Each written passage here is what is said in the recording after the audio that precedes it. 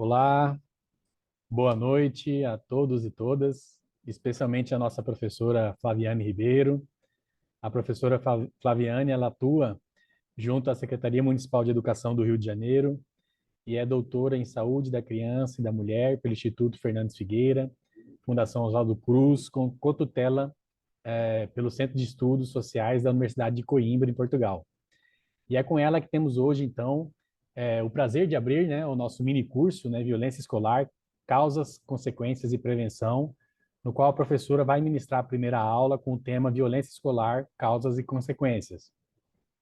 Eu sou Franklin Epifânio Gomes de Almeida, sou tenente-coronel da Polícia Militar do Estado de Mato Grosso, professor e colaborador do IDP, junto ao Observatório de Segurança Pública e Cidadania da América do Sul.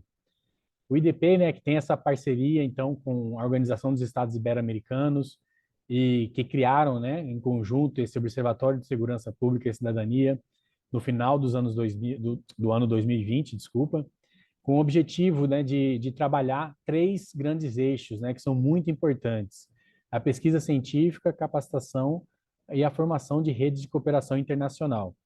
Então, desde 2021, a gente tem realizado vários webinários e minicursos, né, voltados para a área de segurança pública, e todos têm tido uma expressiva participação do público, né, de vários estados, né, de todos os estados do país, de várias cidades, e a gente fica bastante satisfeito com a repercussão positiva que tem sido, né, que nós temos tido com os trabalhos do observatório. Então, como eu disse, né, hoje a gente tem essa abertura do nosso mini curso, Violência Escolar, Causas, Consequências e Prevenção. Infelizmente, né, é um tema que tem se mostrado, né, de grande preocupação na sociedade brasileira. Para a gente ter uma noção, recentemente, né, uma pesquisa do Senado Federal indicou que 90% dos brasileiros eles temem que seus filhos ou pessoas próximas a eles, né, sofram alguma violência, né, algum tipo de violência no ambiente escolar. E se a gente imaginar isso, né, essa mesma pesquisa perguntou qual a quantidade, qual a percentagem das pessoas que temem casos de violência nas ruas das cidades brasileiras. E esse percentual ficou em 76%. Então a gente tem uma preocupação maior, né? Essa pesquisa demonstrou uma preocupação maior das pessoas com a violência em ambiente escolar do que com a própria violência no ambiente da rua, né? Na sociedade, nas nossas cidades, né? Então, nessa esteira, né, a gente tem milhares, né, de casos, né, de bullying, de violência psicológica, física, de gênero, injúrias raciais, abusos, né, sexuais, nesse microcosmo da sociedade que é o ambiente escolar, né? Então, para não me delongar mais, né, essa foi só uma introdução desse nosso primeiro dia, né, que trata desse mini curso, né, de violência escolar. Eu vou passar a palavra à professora Flaviane e desejar que todos tenhamos um bom evento hoje, que seja bastante produtivo para todos nós. Eu reforço aqui o pedido, né, de que mantenham os microfones desligados. Caso tenha alguma intervenção, né, para fazer alguma pergunta, algum comentário, podem colocar ali no chat, né, no nosso chat, que daí eu estarei fazendo a mediação após a fala da professora. A professora vai primeiro dar a sua aula e depois a gente segue para as perguntas e respostas que estiverem ali no chat. Peço também que sigam as redes sociais do IDP e da OEI, no Instagram principalmente. Eu vou deixar aqui depois no chat também o link, tá bom? E a gente agradece mais uma vez a presença de todos. E lembrando que o nosso mini curso, né, para ele certificar, né, a participação de vocês, é necessário que vocês participem dele todos os dias, né? Então são 5 dias. Hoje é apenas a primeira aula e a gente segue até sexta-feira com a nossa última aula desse mini curso. Obrigado, professora Flaviane. Fique à vontade.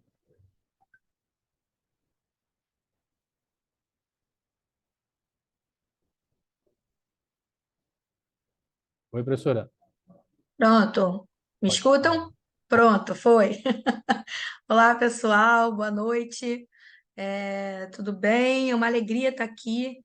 Quero agradecer mais uma vez o convite, estar aqui com vocês. Estou vendo que a sala não para de aumentar, a quantidade de pessoas aqui, e imagino que estejam aqui pessoas representando o Brasil inteiro, dos mais diversos espaços de trabalho, de atuação. Então, fico muito contente de poder estar aqui mais uma vez. Ano passado estivemos juntos, foi muito bacana a troca. e a reflexão sobre esse tema, que é um tema tão caro, né? Um tema tão contemporâneo. Eu vi agora a fala do professor Franklin sobre a pesquisa e fiquei muito impressionada, como isso já está ecoando, né, na fala das pessoas, não só para aqueles que atuam na escola, mas na vida, né? Na sociedade em geral. Isso já é um tema que move, um tema que toca, um tema que exige e merece nossa atenção, né? Bem, então eu vou me apresentar, eu vou compartilhar com vocês a tela. A nossa discussão hoje é muito mais uma provocação, é muito mais provocativa do que respostas sobre essa temática. Eu venho de uma formação na área da psicologia, e o meu estudo de doutorado foi exatamente sobre esse tema. Foi práticas de prevenção e enfrentamento à violência no contexto Brasil e no contexto português. Então, eu estudei um programa que eu faço parte aqui no Rio de Janeiro. Eu sou psicóloga da Secretaria Municipal de Educação, e atuo num programa chamado PROINAP, que se chama Programa Interdisciplinar de Apoio às Escolas, e eu trabalho exatamente no chão da escola, intervindo com as temáticas de violência, de vulnerabilidades sociais e muitas questões de vulnerabilidade de saúde mental também. Então, eu tenho essa prática no chão da escola e também estudo esse campo. Então, meu mestrado, meu doutorado, dentro da psicologia, minha formação é psicologia social. Então, eu trabalho exatamente discutindo conceitualmente e na ponta. Então, a minha fala hoje traz essa perspectiva, né? De alguém que está há 15 anos atuando na ponta, no chão da escola, como psicóloga, e também alguém que vem da universidade, enquanto pesquisadora, refletindo esse cenário. Tá? Então, eu vou compartilhar a tela. Se tiverem perguntas, questões,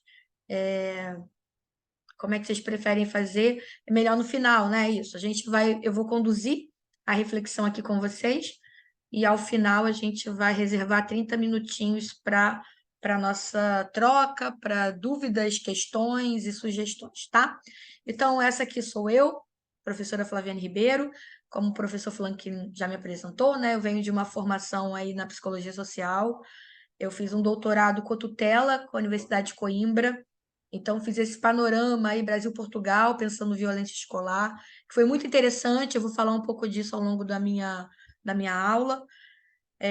Atuo no município do Rio de Janeiro como psicóloga escolar. Nesse momento, eu coordeno equipes que atuam na área, né? Então, já atuei por 13 anos no chão da escola e agora eu atuo coordenando as equipes.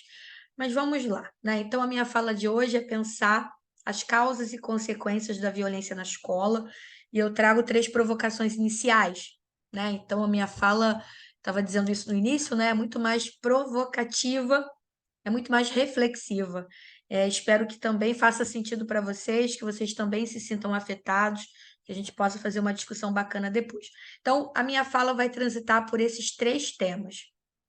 Primeiro, pensar a escola. Que instituição é essa? Então, se a gente está pensando uma violência na escola, a gente não pode isentar a escola como um espaço social vivo, potente, que produz também uma série de questões, inclusive também produz violências, né? A escola é um espaço social por excelência. A escola está dentro da sociedade. Então, se a sociedade é violenta, essa escola certamente também vai trazer marcas e apresentar uma certa violência. Então, eu vou provocar primeiro com vocês uma reflexão sobre a instituição escola, que espaço é esse?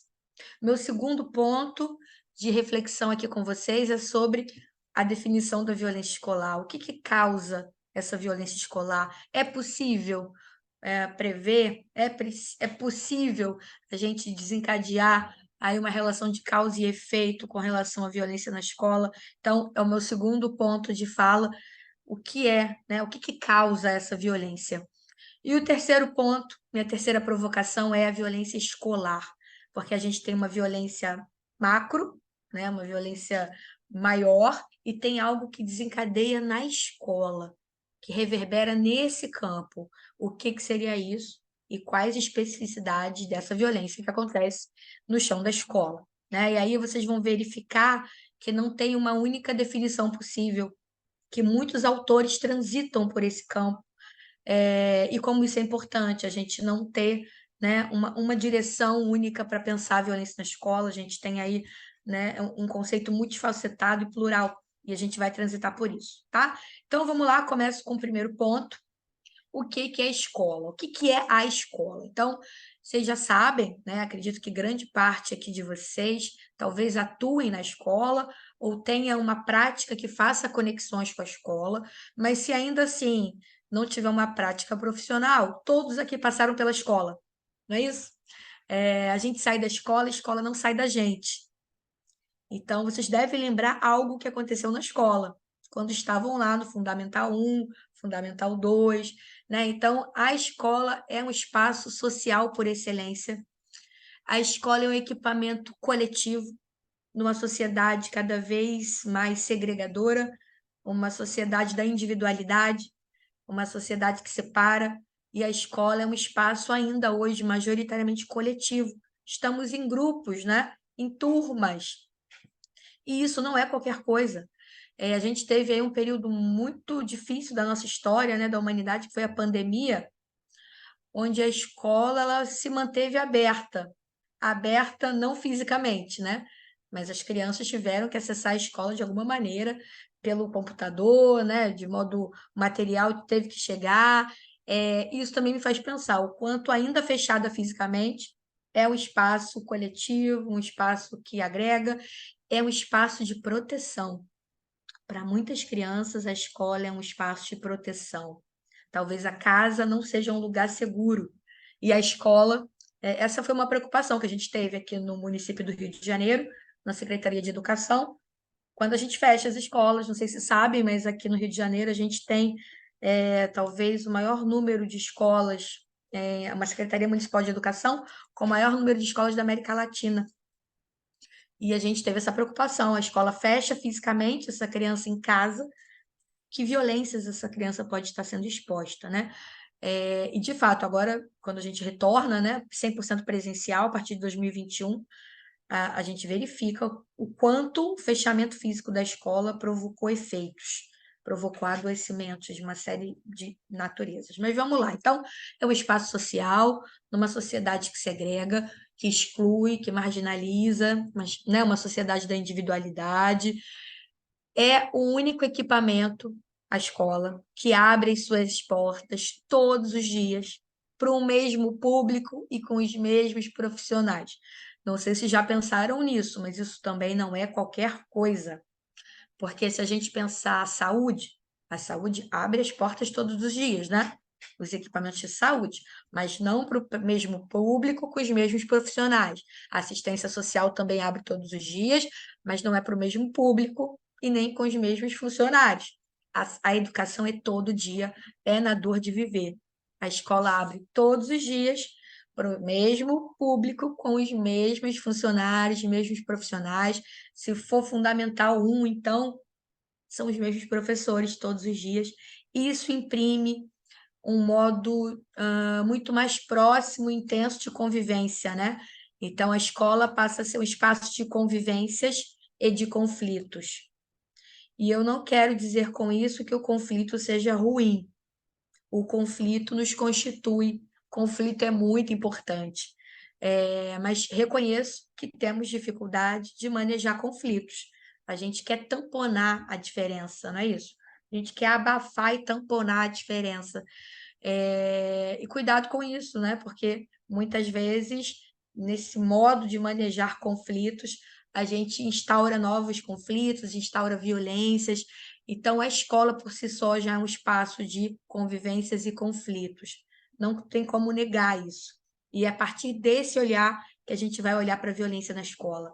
A escola já é um espaço vivo, pulsante, de muitas convivências e de muitos conflitos, exatamente por ser diário, cotidiano, na dor de viver, ok? Então, não é possível pensar a escola sem a existência de conflitos. E quero marcar para vocês aqui, provocar vocês a reflexão de que conflitos não é a violência. Talvez o que a gente não consiga ou não tenha aprendido a manejar seja exatamente o conflito, né? A gente quer calar a diferença, a gente quer abafar o conflito, e é preciso fazer falar.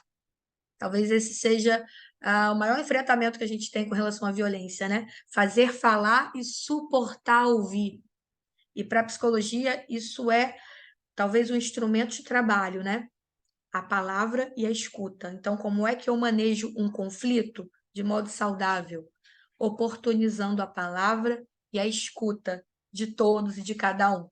Ok? Vou avançar um pouco mais. Vamos pensar a escola ainda. Bem, que escola é essa que a gente vive hoje? Alguns autores discutem a escola dividindo ela em alguns períodos, né? Então, a escola das certezas, a escola das incertezas. Quem traz essa discussão, não sei se conhecem, né? Ao final, eu vou apresentar para vocês as referências, né? Os autores que eu estou aqui me balizando para provocar essa reflexão. Eu estou me balizando em alguns sociólogos franceses, estou me baseando em algumas psicólogas brasileiras, e aqui, quando eu cito essa escola de incerteza e a escola da certeza, né? Até bem pouco tempo a escola era garantia. Você estudava e você tinha assegurado a inserção no mercado de trabalho. Mas cada vez mais a escola vem sendo capturada por uma escola das incertezas. Quem traz essa discussão é um educador português, Rui Canário é o nome dele, e ele vai provocar essa reflexão. Então, o que seria uma escola das incertezas?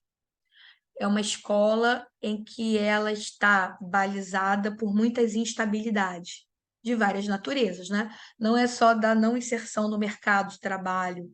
Essa escola também traz uma convocação a incertezas econômicas, sanitárias, sociais, climáticas, né? Cada vez mais a gente traz isso à pauta, né? Essa provocação aí das mudanças, dessa crise, né, que a gente tem climática, e isso está atravessando a escola. A gente não pode não falar disso na escola.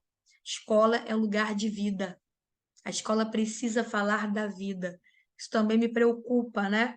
Muitas vezes nós, enquanto adultos, muitas vezes como pai, como mãe, a gente diz para o nosso filho que ele tem que ir para a escola.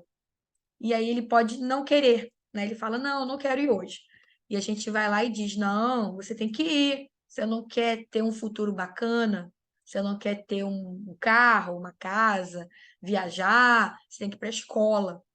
E quando a gente faz essa vinculação com a escola, muitas vezes a gente não está provocando uma escola como importante no hoje, né? A depender da faixa etária da criança, talvez faça sentido nenhum. Talvez ela não consiga fazer esse alargamento temporal, né? Então pensem nisso. Quando o nosso filho não quiser ir para a escola, talvez um caminho interessante seja fazer um laço da escola com o presente. Mas por que você não quer ir? Porque o que você vai aprender hoje vai te ajudar, por exemplo, a entender aquela série que você vê, né? Aquele momento histórico que você assiste naquele filme, vai aprender a entender, por exemplo, a dar o troco, a saber, por exemplo, o clima, né? Que a gente tem, aquele clima daquela cidade que a gente foi. Então, pensem nisso, a escola precisa fazer sentido no hoje. Quanto mais a escola fizer sentido no hoje, mais ela vai fazer sentido no amanhã. Então, esse é um grande desafio para todos e cada um de nós, enlaçar a escola fazendo sentido no hoje. Então, quando a escola ela vem fundada em verdades, saberes acumulados, né? Sem espaço para criação, para invenção, para dúvida, isso talvez seja um desafio da escola. Ela passa a se tornar não mais atrativa e interessante. Vocês sabem que tem sido difícil, né? Fazer um laço, um sentido com a escola no hoje. A tecnologia, né? O computador, a internet, o celular. Aqui no Rio de Janeiro, a gente tem uma discussão sobre o uso do celular na escola, que o secretário de Educação ele fez toda uma resolução proibindo esse uso na sala de aula. E a discussão que ele provoca ali na resolução é: quando você entra no celular, você sai da sala de aula. E isso, pensando no universo adulto, né? Eu sou professora também da universidade, eu dou aulas aqui no Rio de Janeiro do curso de psicologia, e o quanto isso é real, né? O quanto, quando a gente entra no celular, a gente sai da sala de aula. A gente entra naquela conexão que vai ramificando para outras direções, e quando a gente vê, a gente já está capturado por aquela lógica. Então, tem sido desafiador, né? A escola, se ela não for criativa e inventiva, talvez a gente adoeça, talvez a violência se instaure, talvez a escola abra brechas para outras cenas tornarem-se figura naquele fundo. E digo que a nossa formação acadêmica, fico pensando na formação do professor, a formação do psicólogo, formação acadêmica em geral, eu não sei o quanto elas estão nos preparando para esse lugar, né? Para esse lugar de uma escola criativa, inventiva, para dúvida, para circulação do afeto, da palavra e do afeto, tá? Então, só provocar essa reflexão. A escola precisa fazer sentido no hoje, eu preciso falar da vida na escola. Eis aí um grande desafio, né? Daqui a pouquinho eu vou dizer como é que a gente faz isso acontecer aqui no Rio de Janeiro, quando a gente é convocado para atuar em casos de violência. Não sei aí onde vocês estão, mas aqui no Rio de Janeiro, em abril, a gente teve um mês muito difícil, que foi disparado exatamente por eventos violentos em outros estados, São Paulo, né, no Sul, e a gente também teve aqui no Rio de Janeiro um contágio, né, desses efeitos de violência na escola, crianças levando facas para a escola, ameaças de invasão na escola, e como é que a gente maneja isso? E aí já digo a vocês, já vou dar uma pista, palavra e escuta. É a partir da palavra e da escuta, deixar falar e suportar ouvir a diferença. É assim que a gente vai manejando essas questões que atravessam a escola. Não é só com o aluno, não, tá? Esse desafio aqui para a escola é para professores, é para funcionário, é para o psicólogo que está na escola, é para todos, para a família. Então, eis aí uma questão para a gente refletir daqui a pouco. Então, espero voltar a ela no debate, tá? Pensando a causa da violência. O que causa a violência? Agora aqui estou pensando a violência de modo macropolítico, né? A violência de modo macro, porque quando ela se reverbera na escola, ela tem especificidade, né? Então aqui eu estou pensando na violência e estou me baseando no conceito, né? Na definição da OMS, da Organização Mundial de Saúde. Eu venho de uma formação de um doutorado na Fiocruz, e na Fiocruz a gente já discute há tempos que a violência é problema de saúde pública, que a violência onera, né, os cofres da saúde, porque essa violência que se desemboca de várias maneiras, né, doméstica, violência, enfim, as mais diversas facetas, simbólica, a psicológica, aqui a gente vai se deter na escolar, mas essa violência, ela pode ser prevenida. Essa é a discussão que a Fiocruz traz, ela tem algumas cartilhas. Depois, quem tiver interesse, busque o site do CLAVES, Centro Latino-Americano de Prevenção à Violência, Cecília Minaio, né, uma das nossas pesquisadoras dentro do CLAVES, Simone Assis, Patrícia Constantino. Então, violência como um problema de saúde pública. E aí, olhando para cá, para essa definição de violência da Organização Mundial de Saúde, eles vão dizer que a violência é o uso intencional de força física ou de poder, ou é uma ameaça contra si próprio ou contra outra pessoa, né? Então, no ambiente da escola, a gente tem tido muitos casos de autolesão.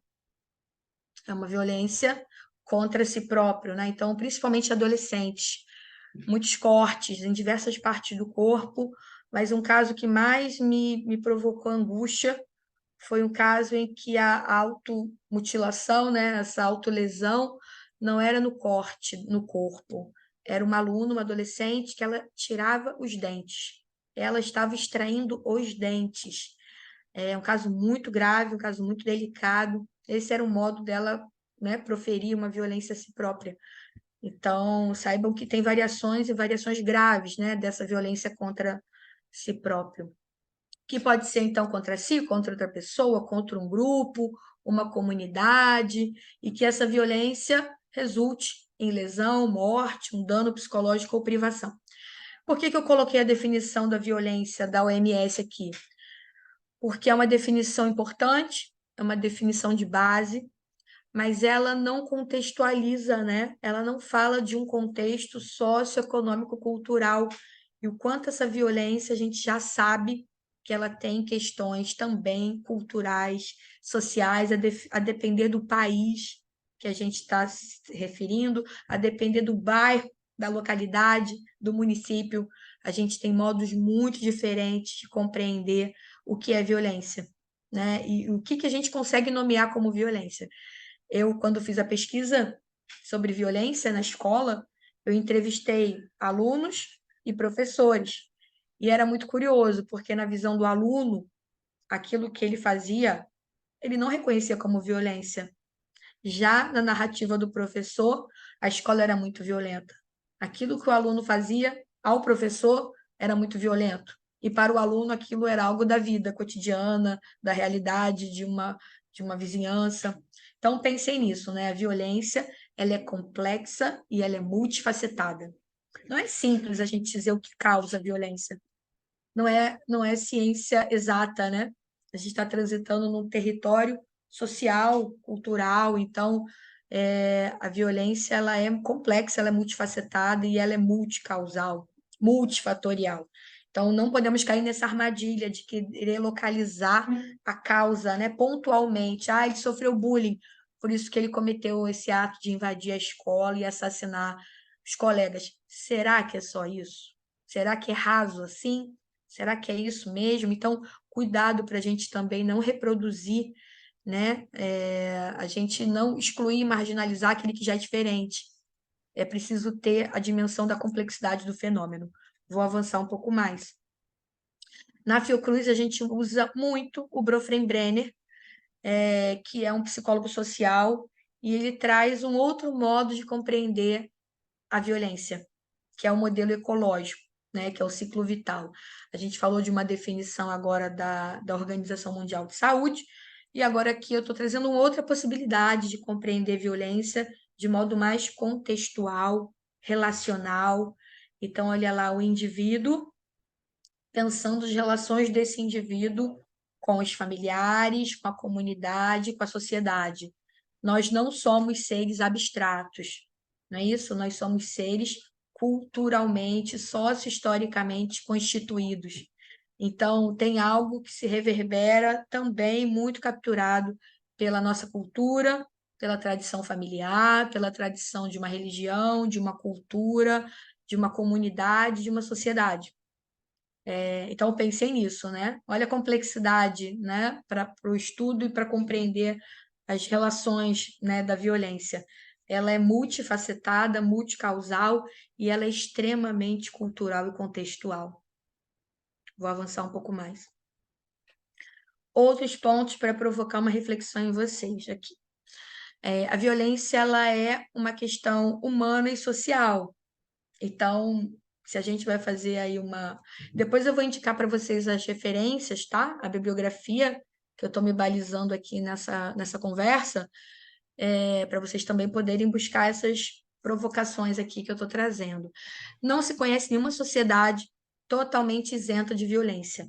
Ou seja, é um fator humano e social, né? E cada vez mais essa violência ela vem de modo muito talvez angustiante. A gente tem, por exemplo, agora notícias de guerras, né? Guerras muito graves, violências muito. Se a gente para, né, para assistir as imagens, por exemplo, é assustador pensar que em 2023 o modo de resolução de conflitos ainda é a violência, a morte, é o fazer morrer, né, e o deixar viver.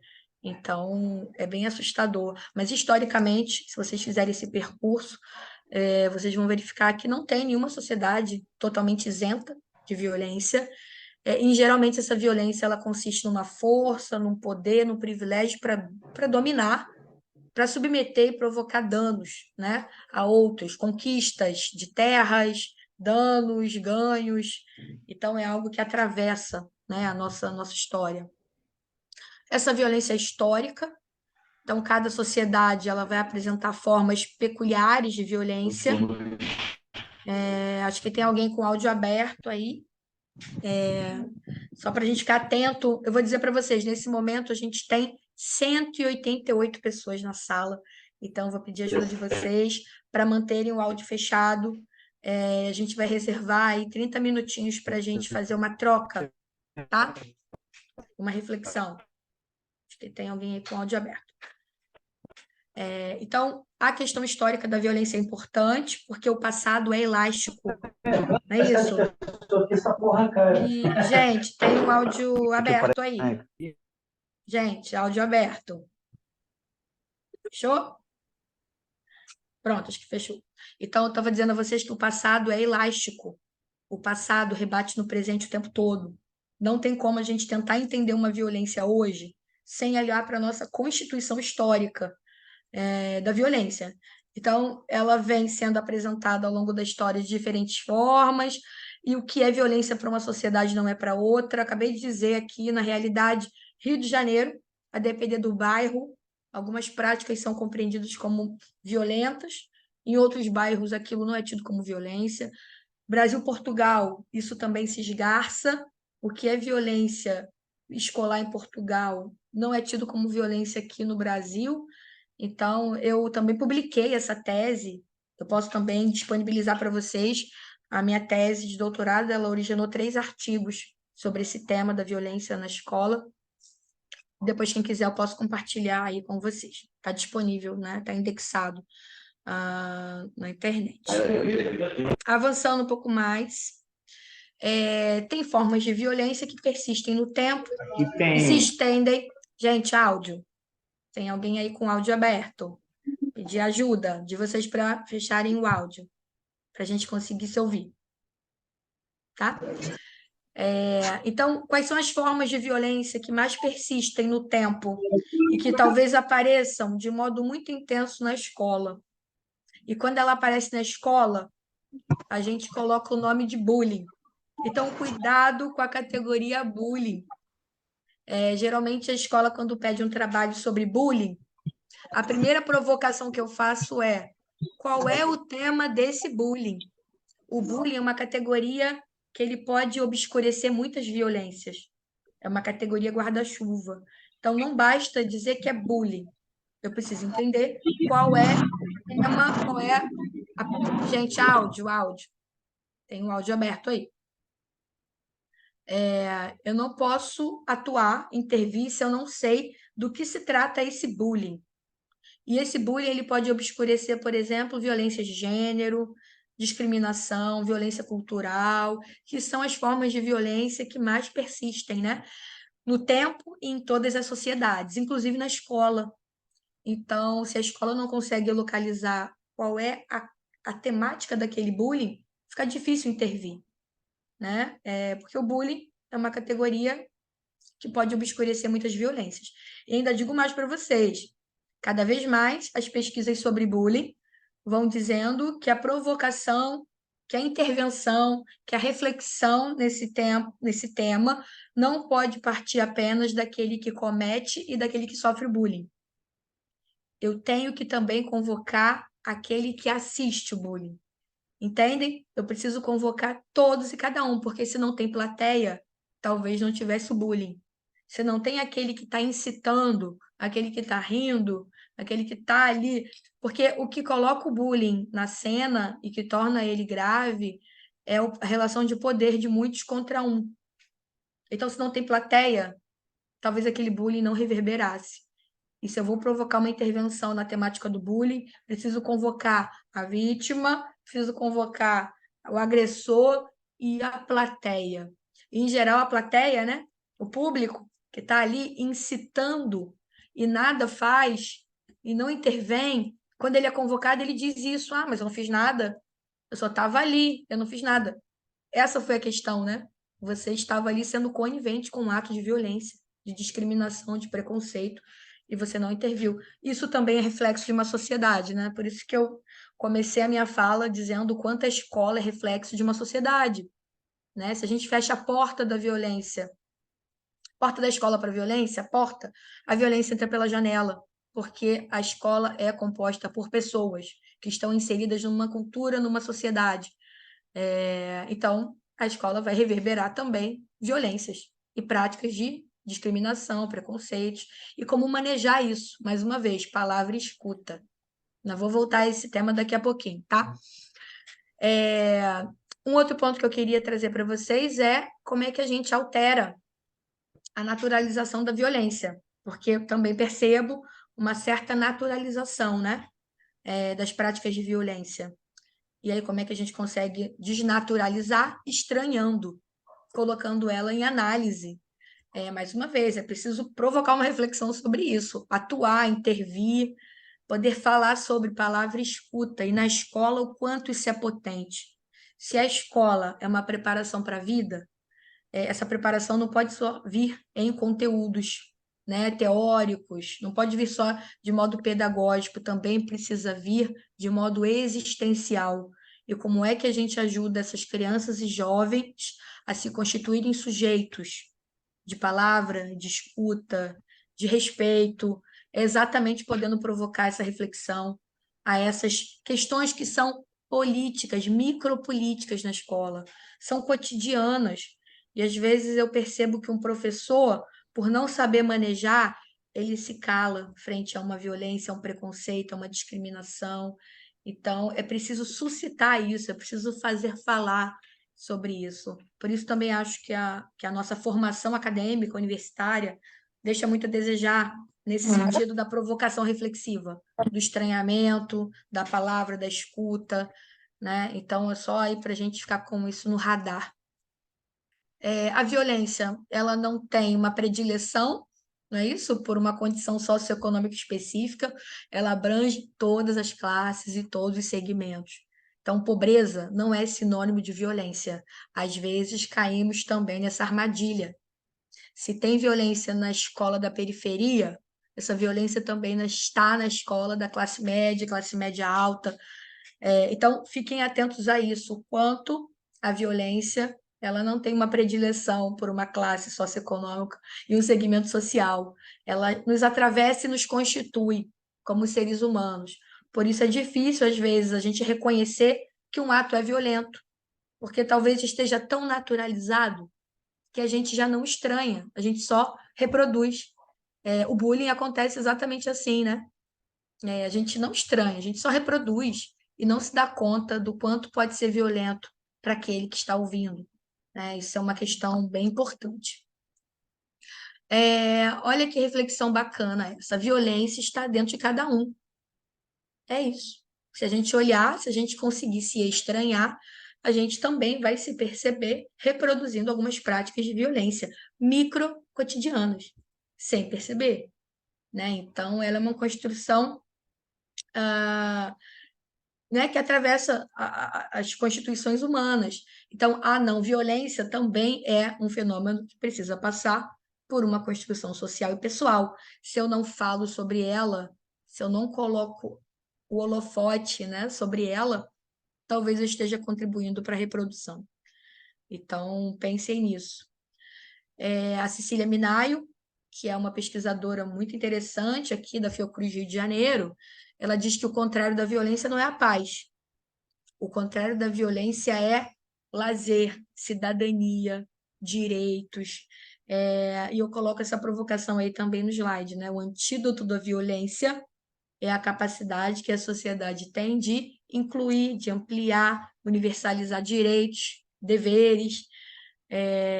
Isso é uma reflexão bem interessante, né? Então, será que a solução para prevenir violência é colocar um detector de mentais na porta da escola? É só isso que vai prevenir? Não é só isso. Isso pode ser um recurso, mas não é só isso. Então, a não violência é uma construção social e pessoal. E a gente precisa provocar a palavra escuta. Não é só fazer recursos externos, né? Essa violência tem uma questão endógena também, que tem que ser trazida ao debate. Essa é a aposta que a gente tem enquanto psicologia na escola, né? Enquanto intervenção dentro da escola em práticas de violência. Outro modo de manejar a violência, mediação de conflito, comunicação não violenta, a gente também tem discutido muito isso, né? Como provocar, instrumentalizar pessoas a uma comunicação não violenta, a mediação de conflitos. Mediação de conflito não é ser o juiz. Mediar um conflito não é dizer você tem razão, você não tem razão. Quem somos nós, não é isso? Para julgar. Mediação de conflito é suportar, ouvir a diferença. Então, aqueles que estão ali no conflito suportar, poder suportar ouvir o outro e a gente poder suportar ouvir as diferenças do outro e de si mesmo. Isso é mediação de conflito.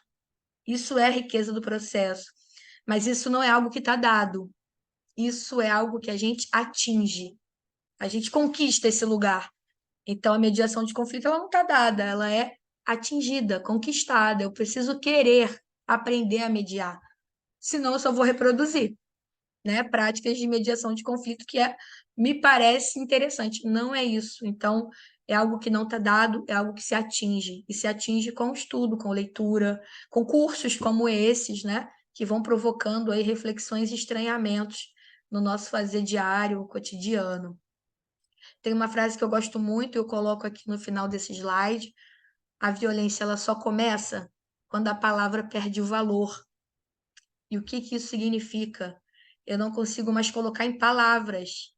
Eu parto ao ato. Eu já transbordei.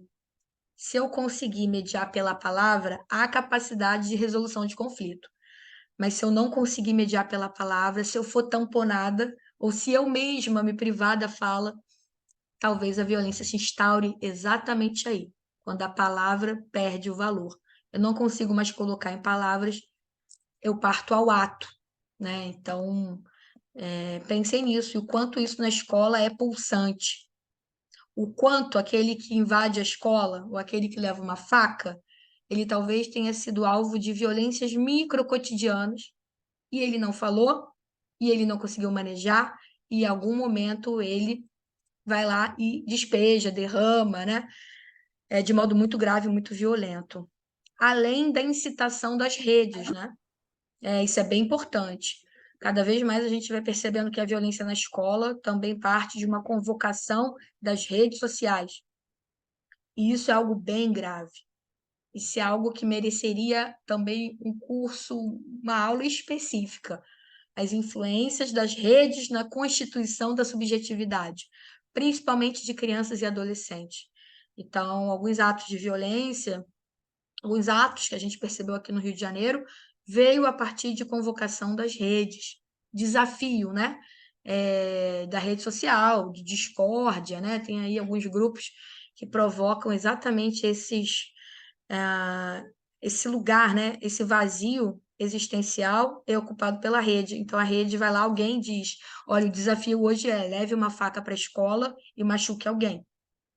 Esse é o desafio. E a criança vai lá e cumpre o desafio. Então, tem algo muito grave, muito contemporâneo, que também está reverberando nessas violências aí que acontecem no espaço da escola.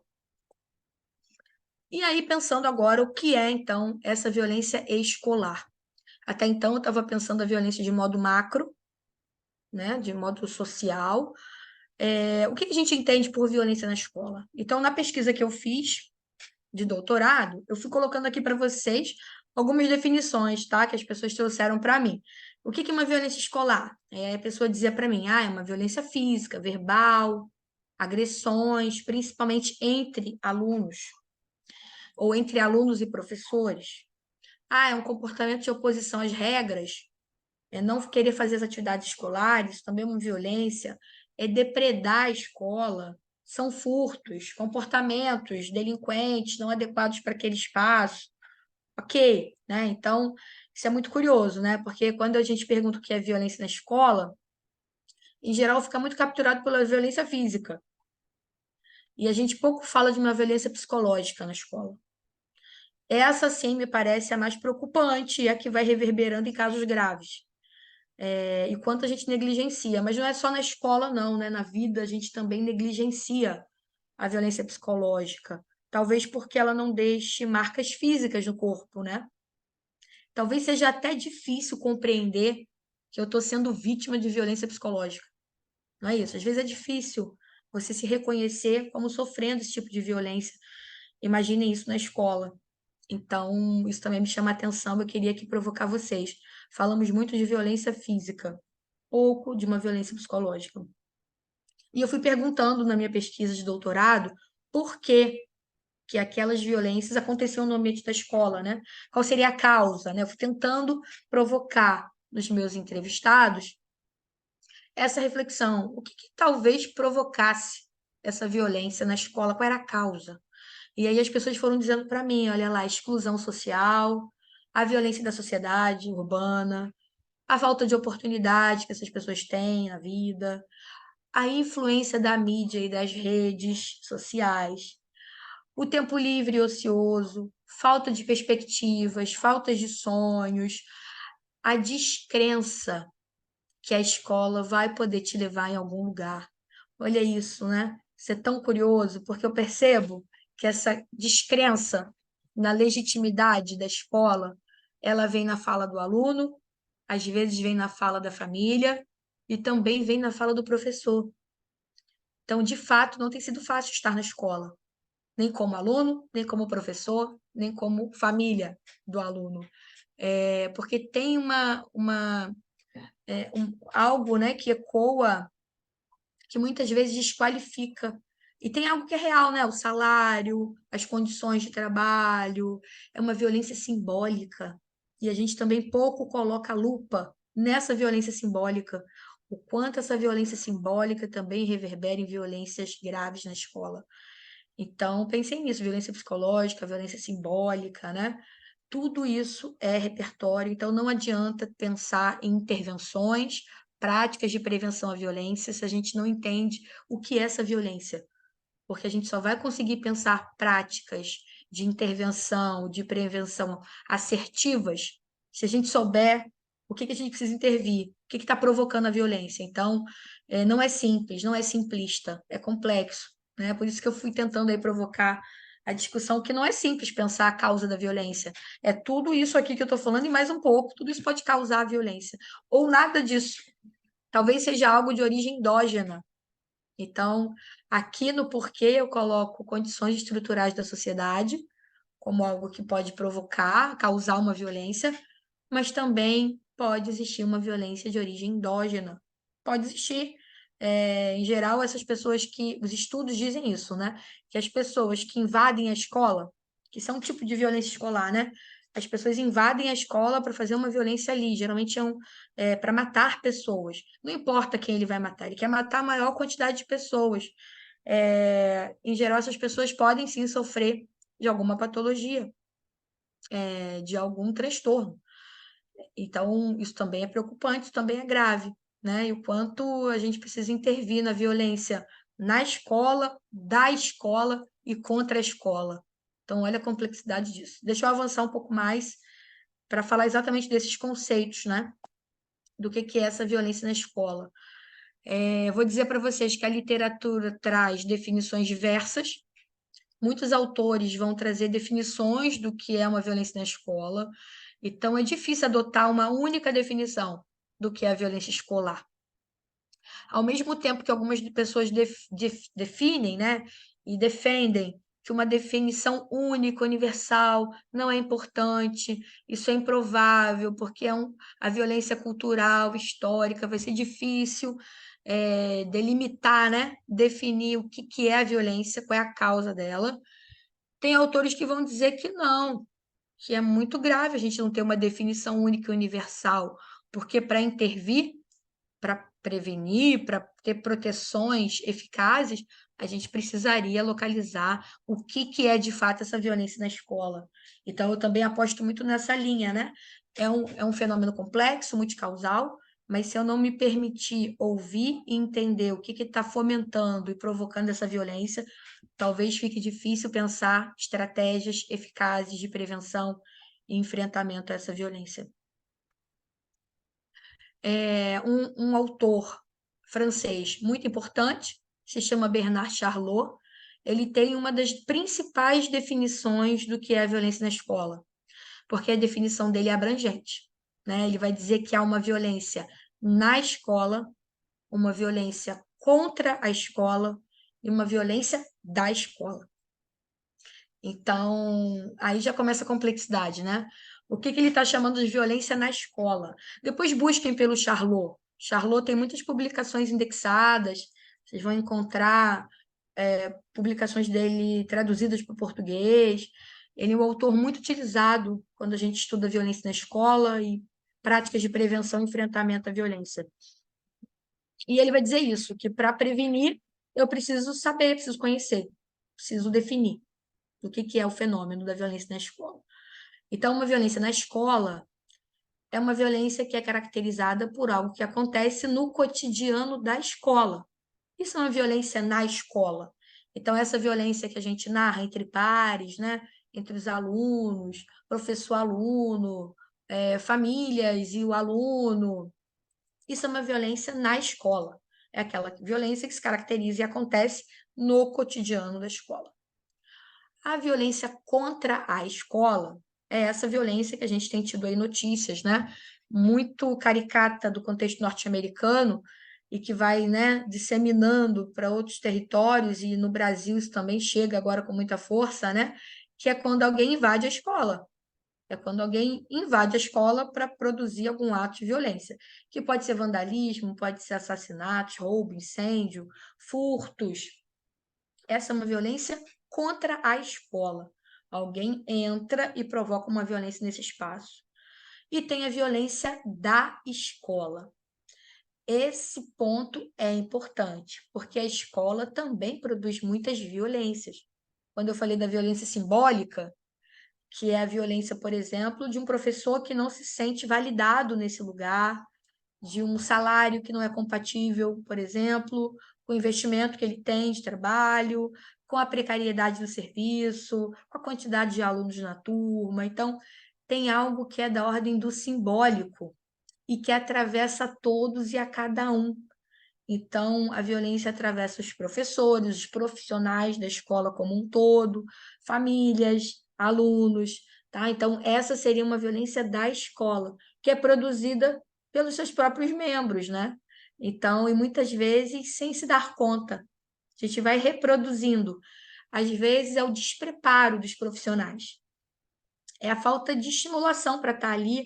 E quando eu falo despreparo, é um despreparo de manejo existencial, né? A gente, de fato, tem uma formação acadêmica que é muito falha, né, nesse manejo das diferenças, do conflito, mas a gente também tem uma formação, e estou dizendo isso porque eu também estou na universidade, né, formando pessoas, já passei pela universidade algumas vezes, na graduação, no mestrado, no doutorado, e sei o quanto a formação pode vir de um lugar da não reflexão, da não crítica. Isso me preocupa, né? Então, a gente tem uma formação ainda tecnicista, a gente entra no chão da escola, que é um chão pulsante, móvel, atravessado por muitas vulnerabilidades, a gente não sabe como fazer, olha o desafio. A gente sabe o que é, mas não como fazer, né? Como é que eu consigo deslizar pelo meu conteúdo teórico acadêmico aqui, né? Nesse contexto de tantas vulnerabilidades, tantos atravessamentos sócio-históricos, econômicos e culturais. E não dá conta, né? Tem um gap aí da formação universitária para a atuação na ponta. E eu fico pensando que é em qualquer profissão, né? Eu venho de uma formação em psicologia e é exatamente assim. A gente aprende muito o que é o fenômeno, mas como intervir? Como deslizar por esse teórico, essa teoria, e fazer isso acontecer aqui na ponta, na dor de viver, no chão da escola? Então, não é simples, né? É preciso oxigenar o nosso saber. É preciso, por exemplo, de cursos como esses aqui, que a gente está vivendo. Ano passado eu estive aqui também e eu sei o quanto isso aqui é vivo e rico, exatamente porque a gente está falando aqui para pessoas de vários lugares, de várias atuações diferentes e que podem sim provocar e disseminar essa informação na sua prática profissional e de vida. Então, eu aposto muito nisso, como uma ferramenta de prevenção e enfrentamento à violência. Cursos como esses aqui que a gente tem, né, participado, e eu tenho participado, o IDP tem produzido. Então, a violência da escola vem desse lugar, né? A descrença, né? A não legitimidade da escola, por exemplo, no mercado de trabalho, preconceitos, abuso de poder, que também atravessa esse território. Então, essa definição do Bernard Chalot me parece bem interessante. Guardem ela aí com vocês, uma violência na escola, contra a escola e da escola. Um outro sociólogo francês importante, que também traz uma definição para pensar, né, a violência na escola, é o Debarbier, o Éric Debarbier, e ele vai dizer que a definição precisa considerar um contínuo, porque a violência na escola ela pode ser desde algo muito grave, que é passível de punição penal, né? Então, agressões, roubo, assassinato, armas, uso de drogas, enfim, a violência na escola ela pode ser desde algo muito grave, que constitua e exija punição penal, até atos cotidianos, que ele vai chamar de transgressão e incivilidade. Então, seria o não respeito às regras, a violência verbal, a violência até física entre, né, os pares. Então, o De Barbier vai dizer que a definição de violência ela tem que passar por um contínuo, desde algo muito grave, passível de punição penal, até os atos micro cotidianos que nos atravessam e que a gente nem sempre coloca a lupa, né? São atos invisíveis, muitas vezes, invisibilizados e naturalizados no contexto da escola. Então, ele vai dizer que para pensar violência, a gente precisa pensar desde a mais sutil até essa violência macro, que exigiria ali punição penal. E aí eu apresento para vocês uma definição que me pareceu bem interessante. São duas autoras brasileiras, a Ana Karina e a Lúcia Williams, são psicólogas, e elas, quando pensam violência escolar, elas fazem uma multiplicidade de fatores, de causas que podem atravessar e provocar essa violência na escola. Então, eu trouxe aqui o diagrama, eu não sei se vai dar para ver, acho que sim, mas depois eu posso, né, disponibilizar a apresentação. Elas, quando pensam a definição de violência, elas vão se balizando pelos autores que discutem o tema e elas propõem um modo macro de compreender o fenômeno, que é exatamente esse diagrama aqui. Então, aqui vocês veem a multiplicidade de aspectos incorporados à definição da violência escolar. Por isso, não é possível localizar, né, pontualmente. Olha lá, eu gosto muito dessa definição porque ela amplia, ela esgarça, né, a compreensão do fenômeno. Então, vocês veem que no meio tem lá violência escolar.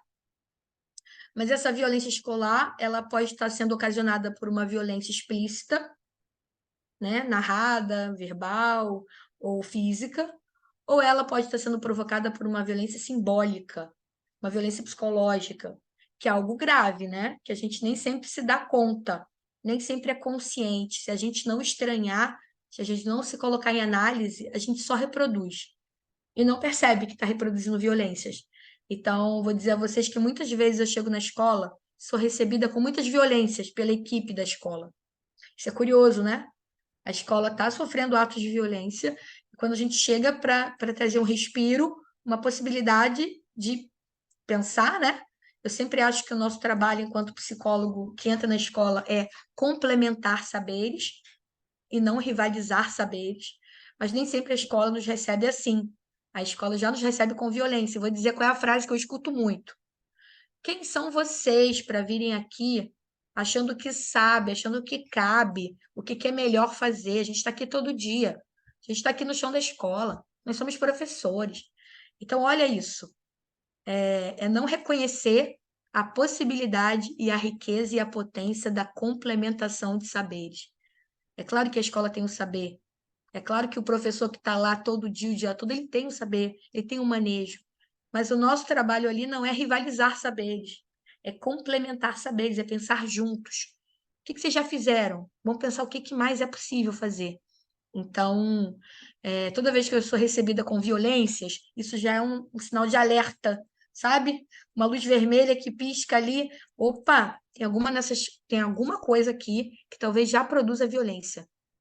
Já venha descentralizando a violência, né? Vai ver desde a equipe gestora até o corpo docente, desemboca nos alunos. Então, isso já é um sinal de alerta para pensar práticas ali de prevenção e enfrentamento. E às vezes começa na equipe mesmo. Não é com o aluno, é com a equipe.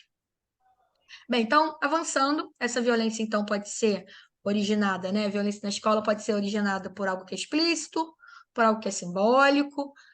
Eu coloquei aqui na lateral, né, o que elas trazem, categorias específicas da violência. O bullying, que eu já disse a vocês que é uma definição perigosa, porque o bullying é uma categoria que pode obscurecer muitas violências.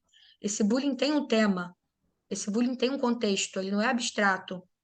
Quando uma escola pede minha ajuda para trabalhar bullying, o primeiro ponto é esse, gente. O que que é esse bullying? O que que vocês estão chamando de bullying?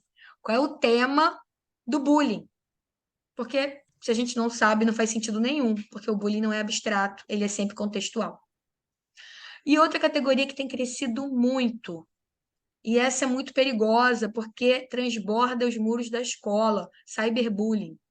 Então, é um bullying que não acaba quando termina a aula. Não é isso? Por isso que é grave. É um bullying que fica reverberando e perpetuando no bairro, fica perpetuando na cidade, para além da casa daquela, né? Para além da sala de aula, para além da casa daqueles alunos. Então, isso é muito grave. E nem sempre as crianças, os adolescentes e as famílias têm o estranhamento e entendem a gravidade desse cyberbullying. Porque ele não tem fim, né? Ele é extramuros. E às vezes é algo que aconteceu fora da escola e vai reverberando dentro da escola e fora, e dentro e fora, e vai fazendo adoecer. Então, é uma categoria que precisa de muito cuidado, muitos olhares e muitas discussões, não só com criança, mas também com as famílias.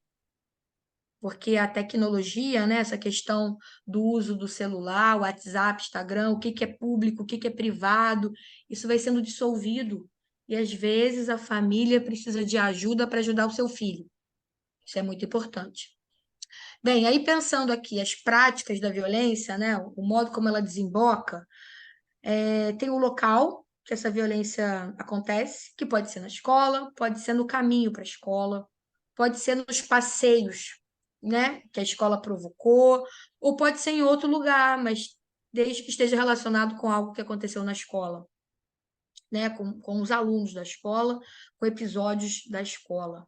As pessoas envolvidas, a violência escolar não é só relacionada a aluno, a violência escolar também se relaciona aos funcionários da escola, aos pais dos alunos ou outras pessoas, desde que estejam vinculadas ao ambiente da escola. Os papéis daqueles que realizam ou sofrem, né? Então, o autor da violência, a vítima, testemunha, lembram? Quando eu comentei do bullying, talvez a riqueza do bullying seja convocar o autor, a vítima e as testemunhas do bullying. Essas são fundamentais, porque se o público, se aqueles que assistem não incentivarem, talvez aquela violência, aquele bullying não acontecesse. Ou então combinações, né? De repente é um autor, é uma testemunha e por aí vai. Então também podem ter combinações dos papéis dos envolvidos. Os tipos, né, da violência na escola, pode ser física, pode ser psicológica. Fiquem atentos a essa violência psicológica, porque nem sempre ela é trazida, ela é narrada. Em geral, qual é o aluno que se apresenta para nós como aluno problema? Aquele que tumultua, aquele que atrapalha o andamento da escola, aquele que de alguma maneira tem ali uma ação, né, que vai reverberando em questões para a escola. Aquele que é mais quietinho, aquele que não atrapalha o andamento da escola, talvez ele não chegue, talvez seja o que mais precise da nossa ajuda. Né? Aquele que fica muito calado, aquele que não faz amizades, aquele que está sempre à margem, mas dificilmente ele chega para nós como um pedido de ajuda. Né? É preciso muita sensibilidade para que ele chegue. Geralmente, quem chega para nós é aquele que tumultua, aquele que atrapalha o andamento da escola, da sala, de alguma maneira. Violência sexual, negligências, a violência contra o patrimônio, então, tudo isso são tipos, né, de violência. A gravidade da violência, então ela pode ser grave, né, passiva de punição penal, caráter delituoso, então tráfico de drogas, porte de arma de fogo, agressões físicas com ferimentos graves, né, ou ela pode ser aquela violência que é cotidiana, né, essa perspectiva aqui traz o lugar do Eric Barbier, né, então a violência vai desde ações micropolíticas cotidianas até eventos graves, né, delituosos. Então, provocação, transgressões a regras, incivilidades, e por aí vai. Então, aqui, essas duas autoras, elas pegam definições de violência já existentes e agregam e fazem um grande diagrama, que me parece importante, né? Traz um olhar interessante para a compreensão do fenômeno. E cada vez mais trazendo a premissa de que é multicausal, multifatorial.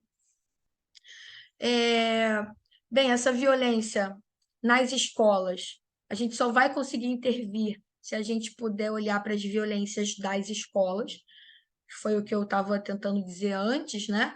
O quanto a violência simbólica, a violência psicológica, ela é muito importante. A gente não vai conseguir intervir no fenômeno da violência se a gente não trabalha nesse tripé, que é a família, né, os responsáveis, a comunidade escolar e os funcionários da escola, os alunos, né? Então, esse tripé é muito importante, é preciso colocar isso em palavras. Então, não é simples, né? Quais são as consequências? As consequências da violência são as mais diversas e nefastas, mas eu só consigo pensar práticas de prevenção e enfrentamento se eu puder olhar para a complexidade tal como o fenômeno se apresenta. Então, isso é bem importante. Algumas provocações finais, né, para a gente poder abrir aí para as perguntas de vocês, para as colocações. Eu tentei falar isso o tempo todo aqui na minha aula, que há um descompasso importante entre a formação acadêmica e a prática profissional. Sempre existiu, sempre vai haver. Então, cabe a nós buscar oxigenar essa formação acadêmica para que ela consiga se desdobrar de modo vivo, rico e pulsante no cenário social, na prática profissional. Então, mais uma vez, isso não está dado, isso se atinge. Até disse que essa aula, que o curso é um recurso para oxigenar essa formação teórica acadêmica para que isso transborde de modo mais contextualizado, mais vivo, pulsante, acompanhando o movimento do campo, né? Porque o território é móvel, né? A atuação no território ela é móvel. E a gente precisa pensar esse deslocamento, né? Como é que a gente consegue se constituir de modo potente para atuar no chão da escola. Outro ponto, o nosso trabalho não pode ser solitário. Quando a gente pensa as consequências da violência, em geral a gente pensa no adoecimento, né? Às vezes são mortes, às vezes são adoecimentos, né? Saúde mental, muitos agravos em saúde mental. Nosso trabalho não pode ser solitário. A gente precisa apostar no trabalho interdisciplinar, no trabalho em equipes. Parece bobagem isso, mas não é. A gente precisa apostar na rede de serviços inter e intrasetorial. Precisamos fazer a rede, articular uma rede. E toda vez que eu falo isso, eu penso na analogia da rede do pescador. Se a gente for pensar a rede do pescador, a rede tem nós, para que possa sustentar o peso do peixe. Gente, pensando essa rede, trazendo isso para a nossa realidade, nós precisamos fazer esses nós da rede para que suporte o peso do usuário do serviço. Um aluno, a família, um professor. Então, quem constrói a rede somos nós. Se eu estou trabalhando num equipamento escolar, eu preciso fazer rede com o equipamento de saúde do território, da assistência social, com o terceiro setor. Muitas vezes o terceiro setor é uma potência, né? Quando a gente se vê muito esvaziado no serviço público de atendimento, de, né, funcionários, às vezes o terceiro setor é um diferencial em algumas comunidades, em alguns territórios. Faça a rede acontecer. A rede somos nós. Às vezes é passivo, né? A gente fica esperando algo acontecer. Não, é o nosso movimento, é o nosso ativismo, né? É no desgaste de energia que a gente faz essa rede acontecer. Mas eu tenho segurança em dizer para vocês que um trabalho de enfrentamento à violência não se faz de modo solitário, se faz na rede. Até a própria escola entender que ela não é solitária, que ela precisa construir rede, que os profissionais que vão intervir na escola precisam estar na rede. Quanto mais essa escola é conectada com a rede daquele território, mais potente é a intervenção que acontece ali e, às vezes, mais eficaz é, né, a medida de proteção. Ela prontamente aciona, né, os equipamentos do território, o bombeiro, a polícia, a ronda escolar, o CAPSI, o CAPS, né, e o CAPSI, como a gente está falando de escola, né, infanto-juvenil, o CAPSI também é um grande parceiro de saúde mental nos territórios, então pensem nisso, né? A universidade também não provoca esse trabalho interdisciplinar. A gente, ao contrário, sai dali muito, né, estanque, muito fora de uma relação com outros saberes.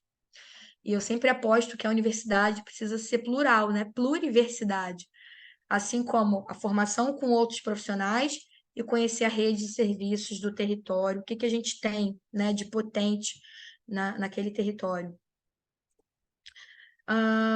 Outro ponto aqui que eu queria destacar para vocês é que a gente não pode descontextualizar. E às vezes fazemos isso, caímos nessa armadilha. A gente não pode descontextualizar as pessoas, senão a gente torna aquelas pessoas objetos. A gente precisa entender que tem contexto, que tem uma realidade, que tem um cenário. Não somos abstratos, somos seres de cultura. Então, se a gente tenta objetificar, a gente já perdeu ali uma riqueza interventiva. Então, a Maria Helena de Souza Pato, que é uma psicóloga muito interessante na área da psicologia escolar, ela tem essa frase, ela vai dizer que não devemos estudar, que a gente não pode estudar apenas o indivíduo, a gente tem que entender o contexto, estudar situações. E vou dizer o que aconteceu semana passada. Teve uma festa de Halloween numa escola do município e uma aluna levou uma faca. E aí aquela faca na bolsa daquela aluna fez com que a escola acionasse a ronda escolar, a polícia, o conselho tutelar, a escola fechou, liberou todo mundo, como se aquela faca fosse uma ameaça.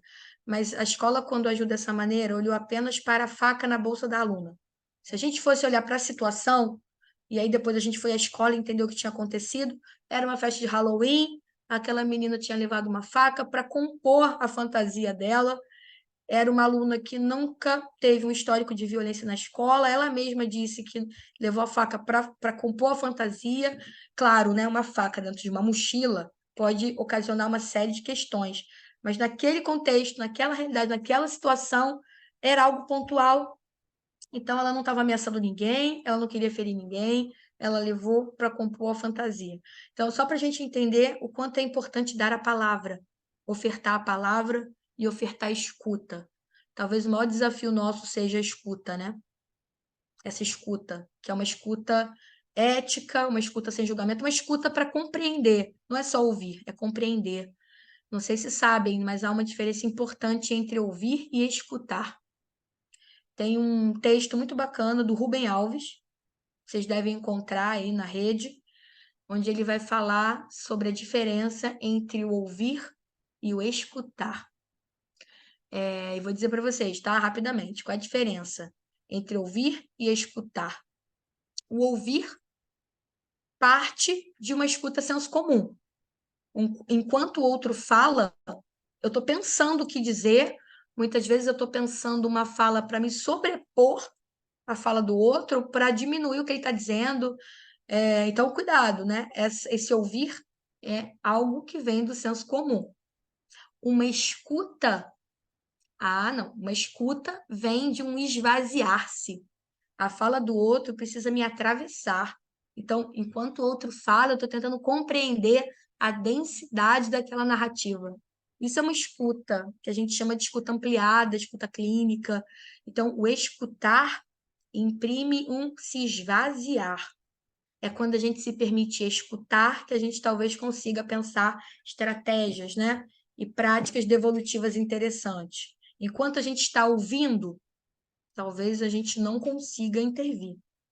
É quando a gente escuta que a gente talvez consiga ter estratégias potentes, interventivas e criativas. A Viviane Mosé, que é uma filósofa que também traz discussões interessantes.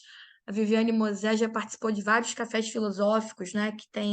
É um programa, né, do YouTube. Ele é muito interessante e ela faz uma menção aqui a algo que eu trouxe bem no início da minha fala, que a aprendizagem precisa ser importante no presente. Eu preciso entender o valor de uso dessa aprendizagem. Eu não posso fazer um laço com a escolarização apenas pensando os benefícios prometidos para o futuro. Essa educação, essa sair da escola, precisa fazer sentido no hoje. E está aí um desafio para todos e cada um de nós, né? Pensar esse desafio, né, no hoje. Por que é importante ir para a escola no hoje? Aqui era um ponto que eu queria falar para vocês, são as referências bibliográficas que eu fui trazendo aqui, foram os autores que eu me balizei. São autores muito importantes, a gente ainda tem tempinho aí, né? Vou só passar por eles para abrir para perguntas e comentários, porque essa é a parte mais rica da nossa aula. De Barbier e Bernard Charlot são dois autores importantes que têm conteúdos traduzidos para o português. Então, eu coloco aqui para vocês o livro de Barbier, Violências nas Escolas e Políticas Públicas. Um texto do Charlot, Violência na Escola, como os sociólogos franceses abordam essa questão. E o de Barbier, Violências na Escola, Divergências sobre Palavras e Desafio Político. Então, busquem por eles, porque são autores que certamente vão potencializar a leitura de vocês sobre esse cenário, sobre esse conceito. Fora eles, eu trouxe alguns autores brasileiros. Então, a Leila Torraca de Brito, que escreveu um livro sobre bullying e cultura de paz, bem interessante. Eu fiz uma resenha desse livro na época que ela lançou, e é um livro interessante porque traz a legislação sobre bullying. Pode ser útil, pode ajudar vocês a intervir no fenômeno. A Viviane Mosé, que é exatamente essa filósofa que traz uma discussão viva sobre escola, né? Então, ela tem um livro específico sobre escola e os desafios contemporâneos. A Maria Helena de Souza Pato, que é uma psicóloga escolar de São Paulo, ela tem um livro chamado Exercícios de Indignação, onde ela coloca a lupa nas violências simbólicas e psicológicas que atravessam a escola. Vale a pena a leitura, é um livro bem pequenininho, sugiro que vocês busquem. E a Estelco Pereira e Williams, que são aquelas autoras, né, que fazem o diagrama macro dos fatores, né, que intervêm na violência. É um artigo, na verdade, né, que elas trazem essa discussão, reflexões sobre o conceito de violência escolar e a busca por uma definição mais abrangente. Então, eu vou finalizar por aqui, vou deixar o meu contato, se quiserem, podem me seguir nas redes, lá no Instagram. Só para dizer para vocês que se eu quero pensar causas, consequências, a violência não é um fenômeno abstrato, isolado, ela é multifatorial, ela é um fenômeno complexo. Então, para pensar causas e consequências, eu preciso fazer a compreensão do todo. Não é raso, não está na borda, é complexo. Então, quanto mais leituras e mais compreensões eu tenho sobre esse campo, mais potente se torna a minha intervenção e a minha compreensão sobre o processo. Tudo bem? Então, vou parar por aqui. Franklin, tem perguntas aí, questões? Estou aqui disponível. Obrigado, professora. Me ouve bem? Sim, sim. Sim. Bom, parabenizar a senhora, né, para mais uma aula aí, né, que a gente, nessa nova edição do nosso mini curso de violência escolar, que a gente teve o prazer também de ministrar no passado. A gente sabe, como eu falei no começo, é uma necessidade que se mostra, né, bastante premente na realidade brasileira, e isso se demonstra aqui, né, pela participação, né, estamos fechando a aula aqui hoje com 210 participantes, né, o que também reflete também a qualidade da fala da senhora. Tivemos muitos elogios, muitos. Tem gente aqui do Ah, que Espírito bom. Santo querendo levar a senhora para lá. Vem para o Espírito Ó que eu vou, Santo. hein? Ó que eu vou, hein? O Olha que eu vou. professor, Ah, bacana. o professor Luiz Fernandes Corza Fábio também, que vai estar conosco amanhã também, estava aqui presente, parabenizou a senhora pela aula lá da USP, né? E a gente agradece aí mais uma vez. É, temos uma pergunta aqui, né? Tem muitos Aham. comentários de agradecimento, de parabenizando, de como que a aula foi bacana e foi prazeroso ouvir a senhora. E aí o Richardson, ele pergunta qual a Hum. participação, qual a sua percepção, desculpa, da participação do terceiro setor e outras instituições que surgem na escola, não como complementação, mas sim como uma substituição do papel fundamental da escola de formação humana, não Uhum. apenas de atendimento não seria apenas de atendimento aos seus próprios interesses? Aham. Ótimo. Quem pergunta? Qual o nome? Da Richardson. Richarlison. Essa é uma pergunta excelente. Excelente. Por quê? Porque eu percebo, tem o terceiro setor e o próprio política pública, né? Eu percebo que a escola, é, de alguns anos para cá, a escola ela acaba sendo lugar para tudo. Tudo. Todas as políticas entendem, já entenderam, que a escola é um lugar potente, que o aluno passa grande parte da vida na escola, que a escola é todo dia. Então, as políticas públicas também já entenderam isso. O terceiro setor entra, muitas vezes, para, né, substituir, ofertar práticas, mas as próprias políticas públicas, elas entram na escola. E aí a indagação que eu faço é: a escola é para todos, mas será que é para tudo? Todas as políticas entram na escola. Isso também já me parece uma violência, Richarlison. Isso é uma violência. Quando as outras políticas e o terceiro setor entram na escola, muitas vezes com a premissa de complementar saberes, mas entram para rivalizar ou para inchar, inflar a escola com mais demandas, com mais propostas, e a escola acaba não dando conta de tudo que entra nesse espaço.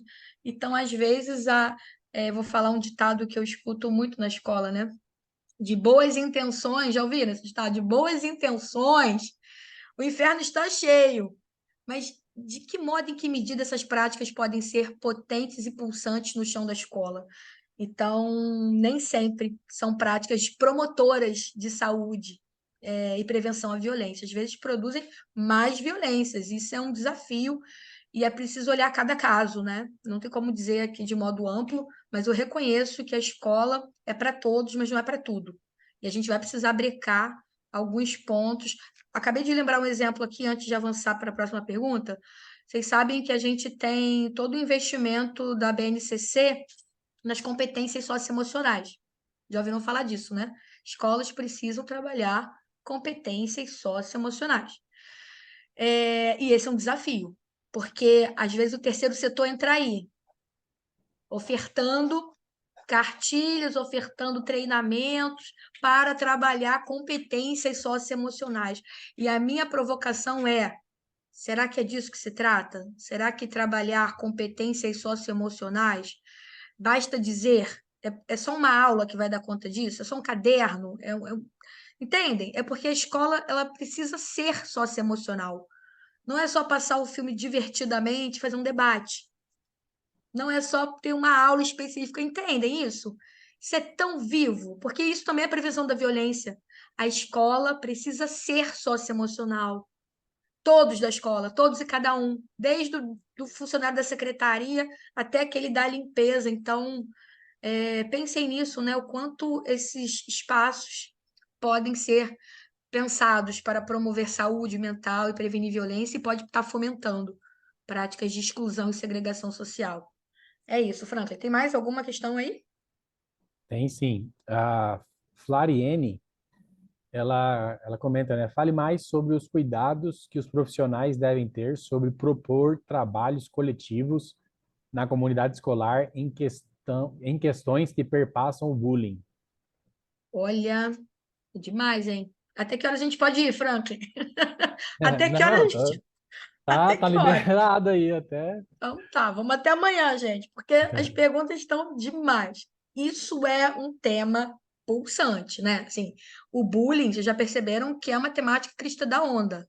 A gente tende a colocar na conta do bullying muitas questões. E pedem, inclusive, trabalhos, achando que é simples, né? Ah, eu quero um trabalho só sobre bullying. Quero que você venha aqui e fale só sobre bullying. Então, cuidado, trabalho coletivo envolvendo bullying. Primeiro ponto, tem que saber qual é a temática que transborda com esse bullying.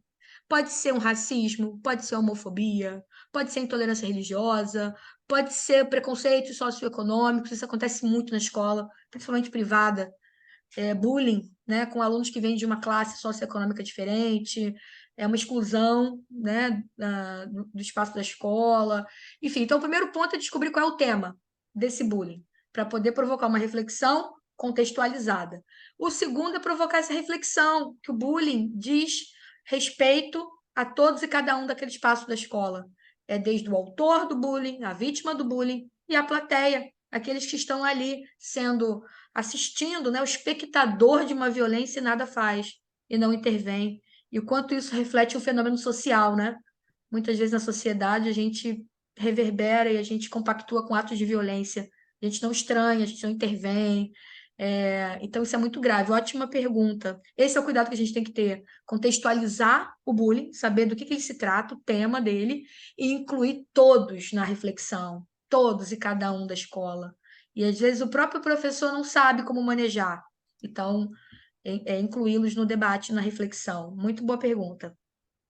Perfeito, professora. E aí o Sandro, né, também nessa linha, ele pergunta, né, diante de um país politicamente polarizado, entre extremismo, fake news, qual a praxe pedagógica ideal para apaziguar os discursos de ódio na escola? Nossa, incrível, né? Essa é a pergunta que não quer calar. E vocês sabem que a gente passou e ainda passa, né, por momentos bem delicados. Não é só na escola, é na vida, né? Pensando até os grupos de WhatsApp das famílias.